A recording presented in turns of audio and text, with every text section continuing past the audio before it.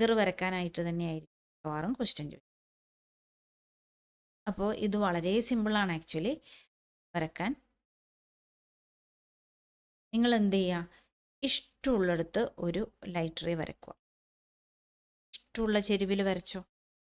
ഇതാണ് നമ്മുടെ incident ray. ഇനി എന്ത് ചെയ്യാം, ഇവിടെ ഒരു നോർമൽ വരയ്ക്കുക. ഓക്കെ, സ്കെയിലും പെൻസിലും എടുത്ത് നീറ്റായി വരയ്ക്കണേ. ഞാൻ നോർമൽ റേ വരച്ചു. ഓക്കെ, ഇനി ഇത് എയർ ടു ഗ്ലാസ് അല്ലേ, എയർ ടു ഗ്ലാസ് ആണ്. അപ്പോൾ ഇതെന്ത് ചെയ്യും, rarer to denser. Rarer to denser ആകുമ്പം ബെൻറ്റ് ടുവേർഡ്സ് ദ നോർമൽ.